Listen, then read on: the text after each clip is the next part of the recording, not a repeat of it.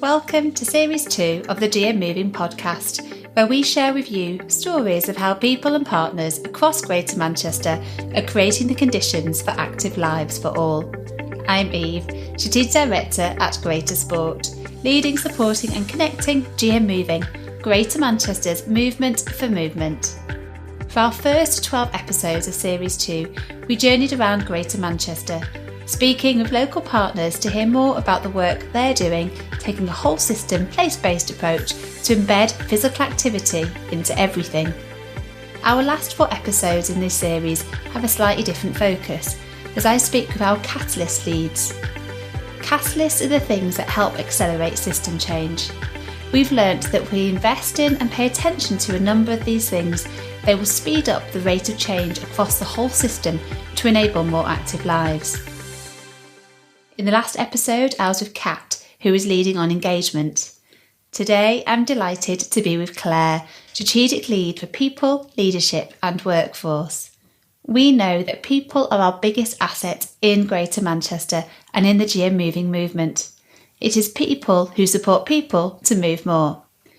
Claire is supporting people across Greater Manchester to grow and develop the skills, capabilities, behaviours and capacity that supports them to work well, be the change they wish to see and deliver impactful change as leaders, connectors and enablers in the system. This includes work with Greater Manchester Volunteer Workforce, the Leisure Trusts, Greater Manchester Moving Health Partners and the design and delivery of the GM Moving System Leadership Programme. This is a wonderful series of workshops and masterclasses to include an introduction to systems leadership, values-led approaches, system leadership behaviours, public narrative, coaching development and working through uncertainty and change. These sessions are all free and open and welcoming to all. Claire is with me today in the podcasting studio at Manchester Central Library to tell you more. I start by asking Claire my favourite question: why moving matters to her. I think my very first job in the voluntary sector was with environmental charities. So, over 20 years ago now, I started working with groundwork and Keep Britain Tidy. And I think my relationship with moving came from that love of being outside and that open space. I was reading something a while ago about how people living in so-called deprived communities have a real limited access to good quality open green space. And I live in Clayton in East Manchester and just so lucky to have Clayton Vale practically in the back garden. So whenever I'm struggling or at the start of the day, just to get outside with the dog and hear nothing but the birds sing in the River Medlock, I know that totally sets me up for the day. Brilliant. So, tell us a little bit more about what that means. What does that look like in practice in terms of our work? Oh God, it can be so different from day to day, which is what I love about it. It's people that inspire people to move more. And we know that, building active lives for all and reducing inequality is really complex. So a big part of my job is making sure that people, leaders, volunteers, anyone really in Greater Manchester who feels that moving matters to them have got the skills, the knowledge, the confidence, the relationships, the connections, the friends, the spaces, to be able to do whatever it is they need to do their job and to do it really, really well. And I think to recognise as well, we've had years of going, here's this funding, here's this intervention and here's this way of working. And it's really liberating, I think, to kind of shift that a little bit and for people, particularly around the leadership work, to say, for years we've had this thing about leadership that it's the people at the top, they're the experts, they know all the answers, tell people what to do, write a plan, get everyone to implement the plan. But actually, when you're talking about activity and inactivity and inequality, it just doesn't really work that way. So my day can be anything from running a workshop about systems leadership, talking to people about the values and what motivates them to do the work properly, building relationships at a local level, making lots of introductions, connections, that thing where you're just pulling ideas out the back of your head all the time of, you really care about this and that person really cares about that as well. And you two should catch up and talk to each other. And then just seeing the sparks and the things that happen that come out of it. It's just a few things. Yeah, it keeps me busy. Lots of emails and Twitter. You're always such a wonderful ball of energy, Claire, always, but in that really positive and connective way. So you can just see those sparks, a definite spark plug in the system, making those connections. And as you said, really having to shift the way that is done, our language, the points of reference, who we're working with, and those critical questions of understanding what matters to them. Yeah, and I think that's the biggest thing that we've come across, is just making sure that people are really clear of what's the most important thing here, and are we focusing on the really important thing? So we've got the sort of GM Moving sort of system leadership offer, and then various other offers across the system that are supporting people having the tools and the knowledge and the information and the skills that they need, so that more people can help more people to move more of the time. Can you just literally talk through what that's looked like? Who's doing what and who comes along and what do they get out of it? Yeah, so many different people. The good thing about our systems leadership offer is it's open to anyone who cares about moving.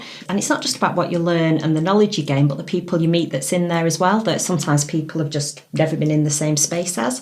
So we'll get people from the voluntary sector, from the local pilot, from the local authority, from the NHS, community leisure centres, housing, transport, local residents, volunteers. On Thursday we had the values session, as someone came along from community leisure who was expecting it to be full of people from community leisure, and she grabbed it, I'm just like, I've never been in a room with people from community leisure, Transport for Greater Manchester, the NHS, the voluntary sector, and actually we all care about the same things. We're all working on similar things, but in totally different ways. They were all struggling with recruitment, all think about different ways of recruiting.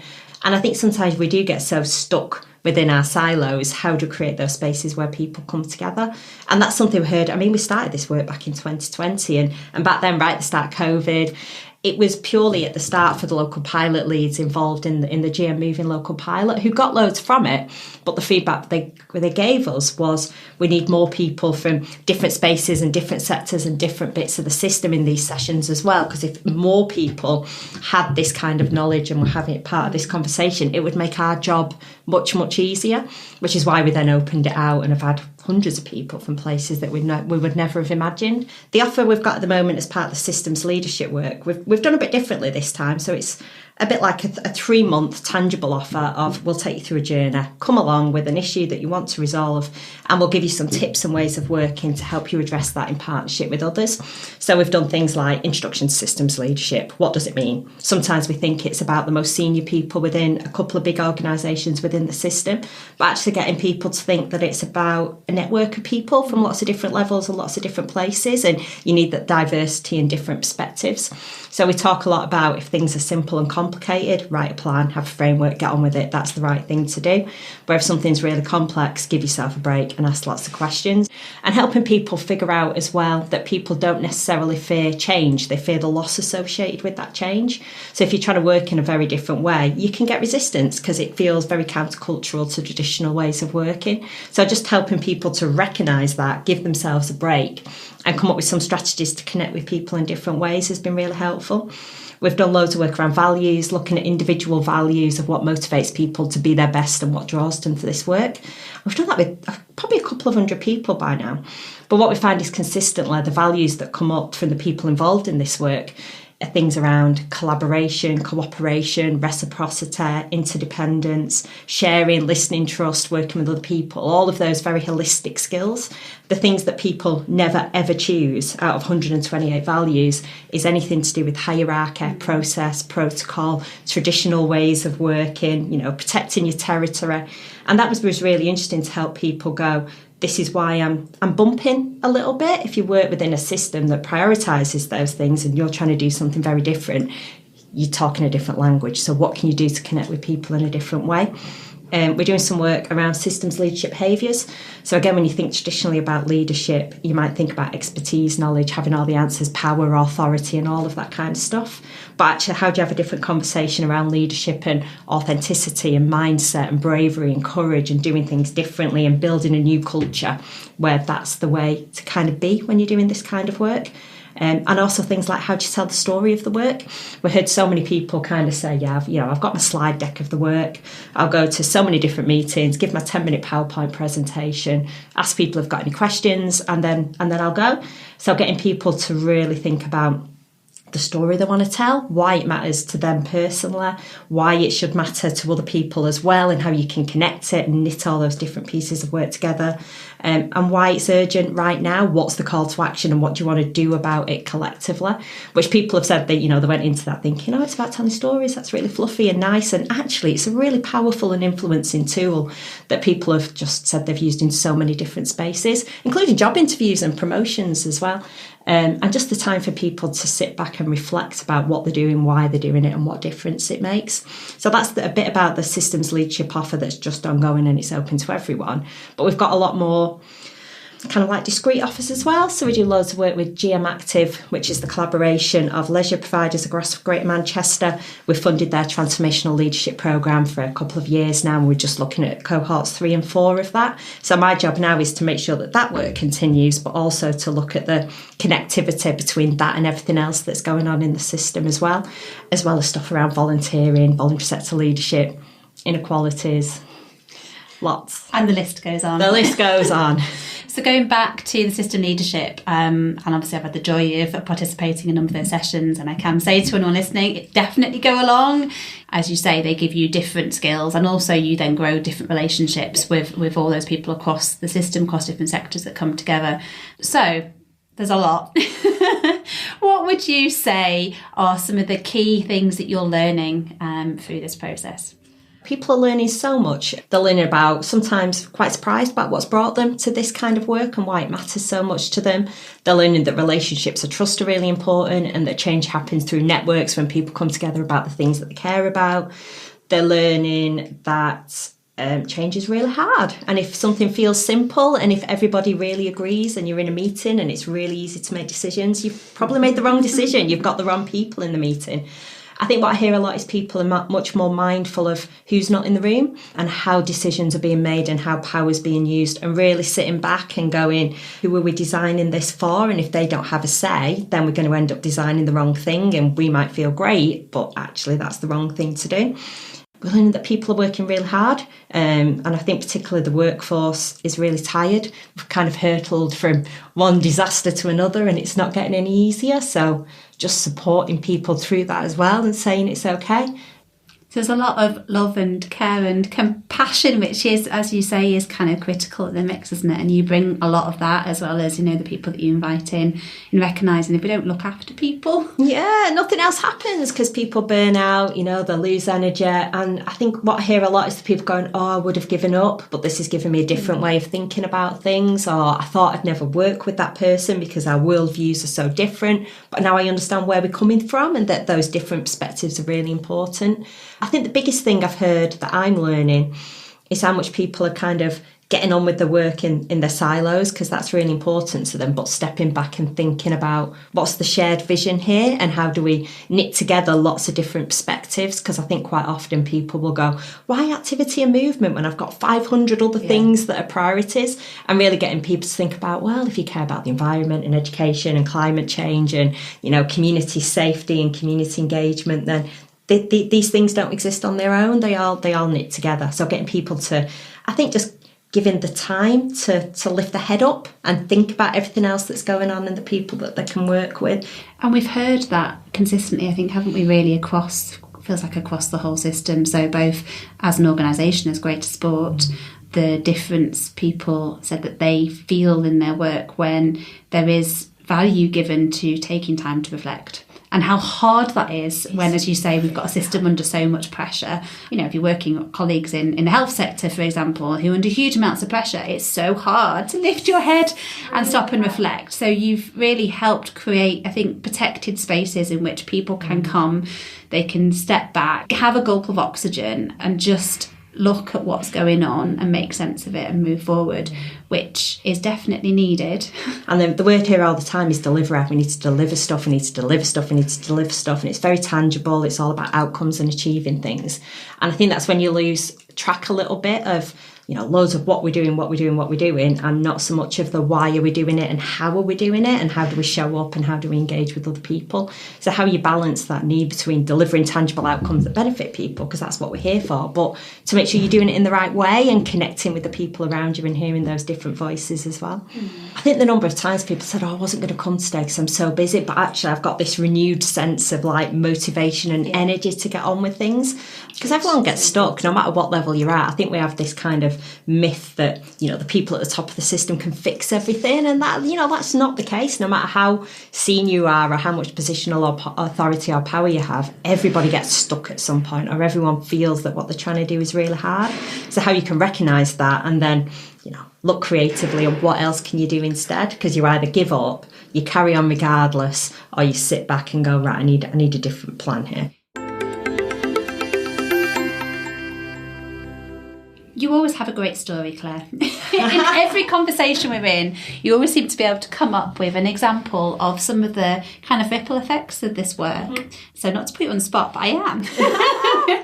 So are there, when we think, people might be listening and go, well, that sounds great. That all sounds lovely. Yeah. And so they go, what? Yeah, so what? Like ultimately, your mission, our mission is to enable active lives for all. Is it making a difference? Mm-hmm. Definitely thinking out loud here, because it's a really good question. And I think that is sometimes the challenge with this kind of work. You bring loads of people together, give them loads of ideas, inspiration, knowledge, introduce them to new people, and then they go off and do stuff, and you don't always capture what it is that they're doing. We've had loads of people change jobs still within the activity and movement sector, but really think about where do they want to be and where can they make the biggest difference. And they've made quite significant career moves, which has been really interesting.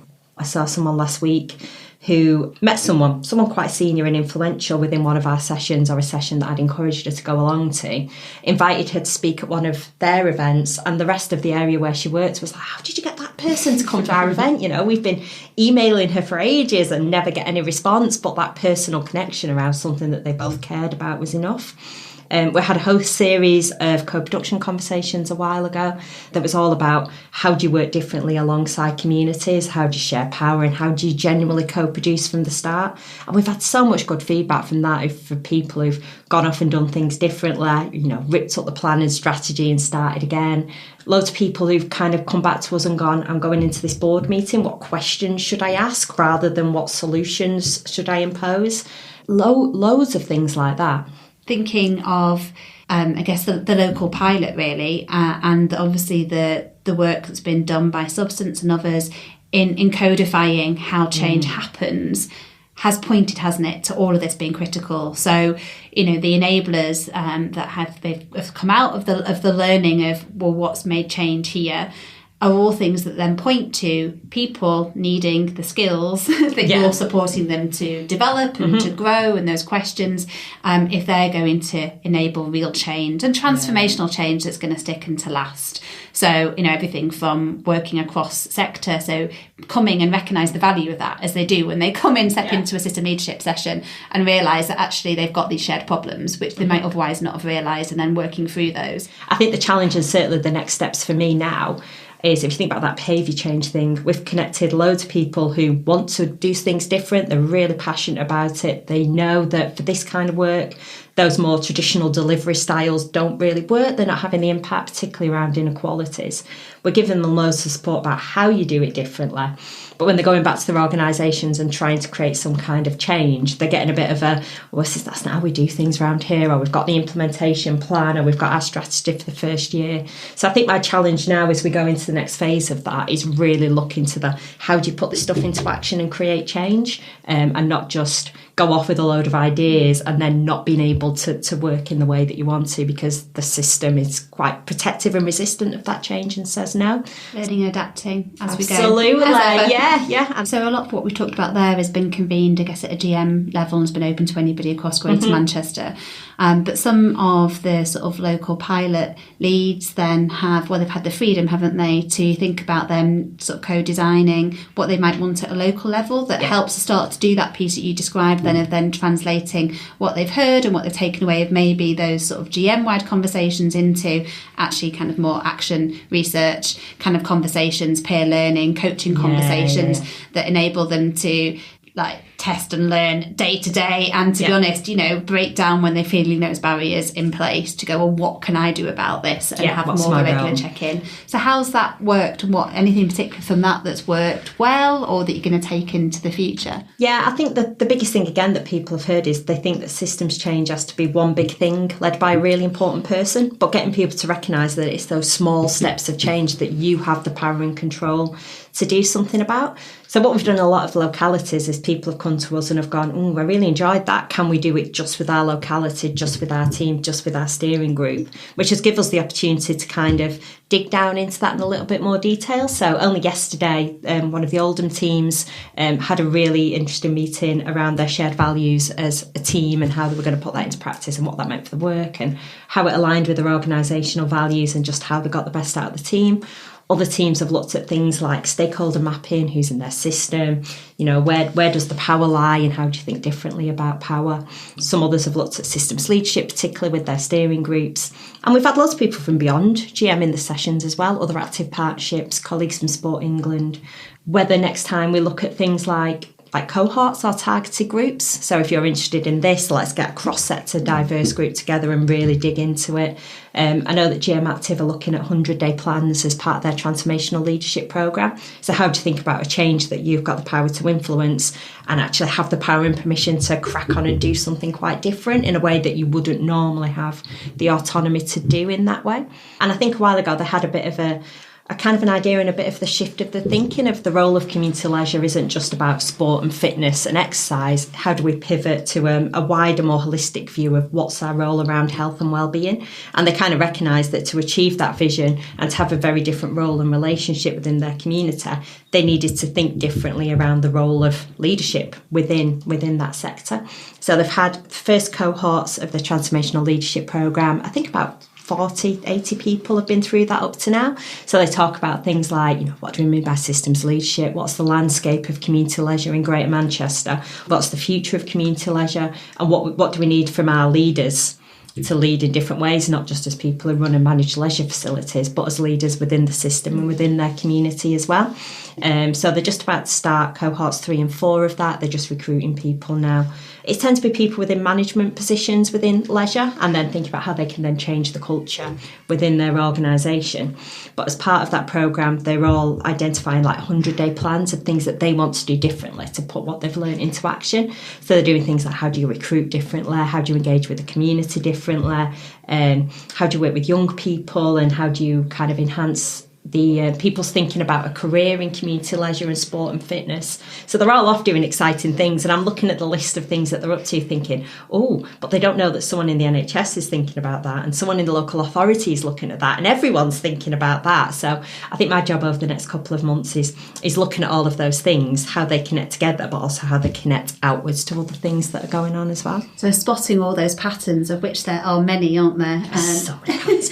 in terms of what shifts are happening, need to happen, where we need to go next. Yeah, just listening to you, I mean, the point around everyone has a role to play and how that role is, yes, it's supporting people to be physically active, but it's much wider than that as well. It really supports our wider GM kind of outcomes in terms of enabling everyone to live a good life. Yeah. And, just the power of, if you take the leisure sector and the number of people who are employed in the leisure sector. 3,500, yeah, it's massive, just in Greater Manchester, yeah. And I think the contribution that makes, obviously, in terms of our local economy, in terms of paying people and if they're paid a decent wage and if it's a job that they enjoy, they're developed and they grow.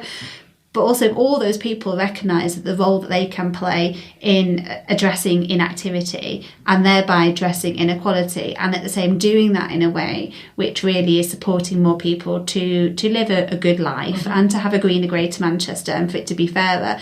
That is phenomenal. Yeah. Opportunity for transformational shifts. So. And that's what everybody wants. Whenever we have that conversation about what matters most to you, whether you've got someone from, the voluntary sector, the NHS, the local authority leisure, they just want people in Greater Manchester to live the best life that they possibly can. That's always quite enlightening, that wherever you come from, whatever the bit of the system, you just want the best for people in Greater Manchester. So how do you think more holistically across the whole of the system, because everybody wants the same thing. We want to work to our values, we want to collaborate, we want to work across sectors, we want the best things for the people in our communities. It gives you hope. Yeah, it absolutely does. I've always explained, in my old role as well, you just see the best of Greater Manchester every single day, no matter where you go. Yeah, people go, it's hard, I'm tired, I'm on the verge of giving up, but I'm not, I'm keeping going, and that's fine. But you just see people every single day that just really want to do the best. No one comes to work to do a bad job. And you referred to, the multiple crises that have been thrown at us, and had a real impact in somewhere like Greater Manchester, hit particularly hard. And there is definitely a level of of people being, sapped really of energy across the system from this continued pressures. But I think what you described there does give you, and I genuinely mean it does give you hope and energising, because people then see that they are part of something much bigger, that they're not carrying those problems on their own, that there are others who are also getting out of bed every morning with that shared mission. It's inspiring, isn't it, hearing those stories and knowing that you can help really make a significant difference despite everything that can feel quite overwhelming. I get so many emails after. You can guarantee no matter what session we do or what conversation we have, I'll get so many emails afterwards going, I needed that more than I thought today, Claire, or I was really tired this morning, but I've remembered why I'm doing this now and I'm going to carry on. And that's good for me as well, because sometimes, the number of times I've started hosting a session, I was like, oh, am I any good at this? I'm really tired. What if the Wi-Fi doesn't work? You've got all of these things going on, and then you finish and go, oh, right, okay, that was a really good conversation. That's why I do this. What was I worried about? And then you just get all these lovely messages of people going, right, I'm going back to work and we're having a different conversation with the board around shared purpose and who's not in the room and, not what voices we're not hearing. And then you kind of go, all right, yeah, okay, so this is great. I love the phrase social acupuncture. That's one I keep holding on to the moment, and that's coming to mind because there's something about that energy. The energy's there. The energy's not lost in the system. No. It's just it can feel a bit trapped. Yes, and I do feel like each of those conversations does seem to unlock energy. It does generate energy, and energy that then goes towards really helping support, our mission, a GM moving mission, and a wider GM mission, which is key. So some of the things to celebrate, some of the joys, some of the frustrations. Is there anything in particular that I guess you're seeing or you're hoping for in terms of that wider shift at a more national level? Where do you think we're heading to? Oh, that's really interesting. I've got a real big thing about completely reframing what we mean by leadership. And I've had so many kind of internal and external and very vocal debates with myself and anyone around me about the word leadership, because I think sometimes people will see the word leadership and immediately go, I'm not a leader, that's not for me. And I really, really want to shift that to get people to understand that if they're capable of working with other people to create change, if they're capable of working with others to create change, you're a leader. If you're in a network that might feel really informal and messy, but it's doing really good stuff, then you're absolutely a leader. And sometimes I think, do we drop the word leadership? And it kind of excludes people. And then I think, no, I really want to keep it because I want people to see themselves as leaders and really embrace that, because they're the people I think who are actually making the biggest difference. So I'm really working class, and the thought of I have a job title that has leadership in it makes me actually really laugh. My mum still kind of goes, what do you do again? And why did you give up a job at Boots? That was a really, really good career. And you're like, yeah, because I never thought I'd be doing any of this work at all. So how do you make sure that other people have those opportunities to learn that about themselves? And how do we just think about what are the different behaviours and ways of working that you need in different situations and be okay with that. I remember there's a piece of research that we did, didn't we, as part of sort of the GM walking work in particular around that kind of community leadership, and there was a very clear pushback of people in communities who are leading change. They are definitely leading, but they didn't want to be described as a leader, and for a whole host of reasons, some of which you've alluded to there, whether that is because they don't see that as themselves as a leader, and maybe that's something that you want to shift, but also for others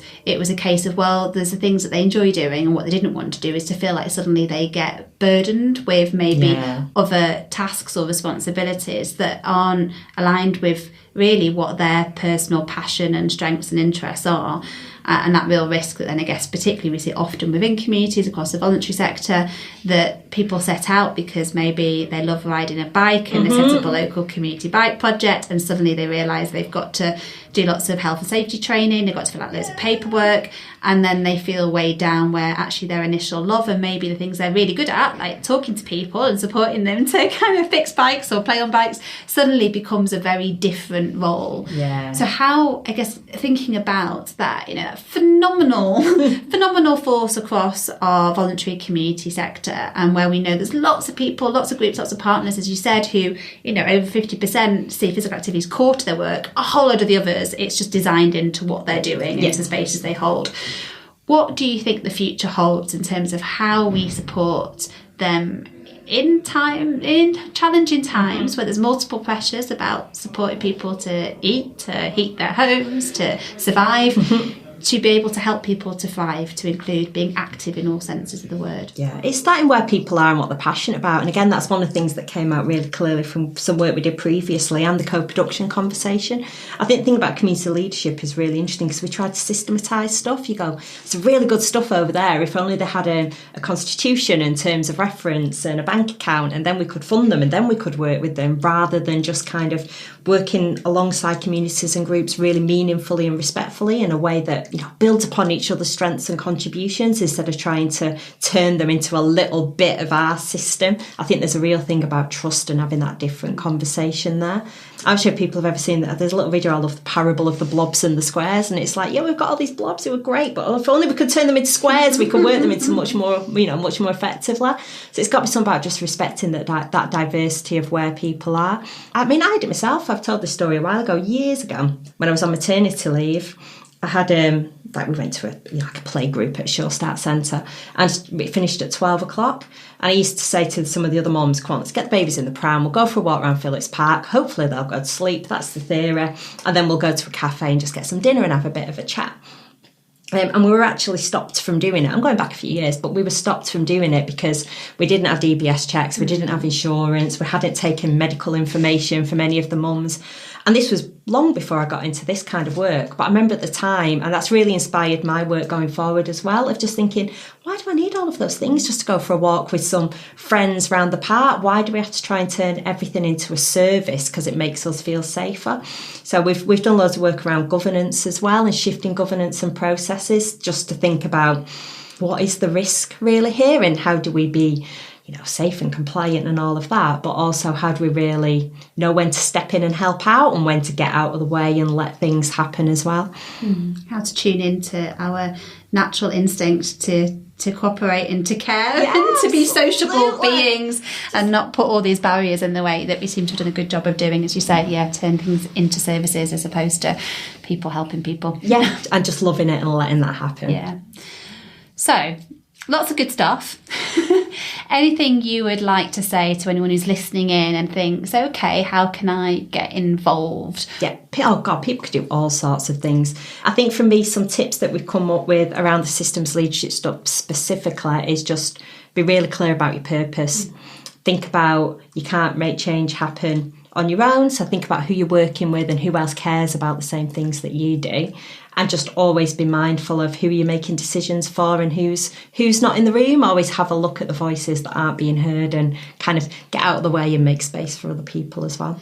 And that feels key in this next chapter, doesn't it? And we talk about active lives for all, and there's a real focus on what does that mean in terms of addressing inequalities and who's in the room, who's not in the room, and recognising that all the patterns in terms of particular demographic groups or depending on your socioeconomic status or your postcode all has a massive impact on whether or not you are likely to be able to be active or not. And that needs to be reflected, doesn't it, in terms of, you know, the role models that we see, who we're hearing from, who are seen as the experts in these spaces.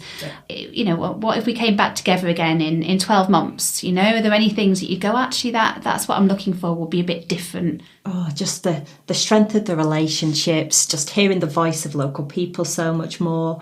A real diversity in the workforce. You know, who are the people in paid positions? Who are the people making decisions? How's power being used? Yeah, so much stuff. Bring that on. I need a week to sit down and make a really big list of what a vision would be for that. But yeah. Sounds good.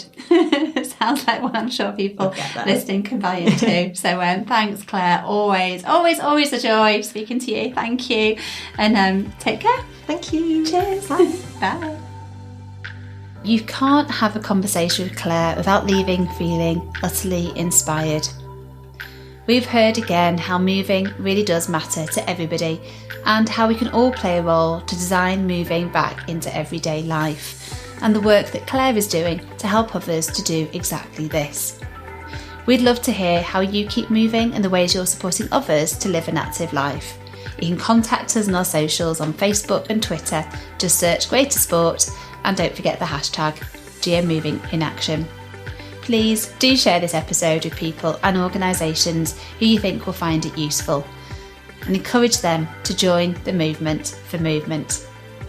A big thank you as ever to everyone who's investing in this work and playing their part to test, to learn and to help make this stuff happen. This series is a Mike Media production.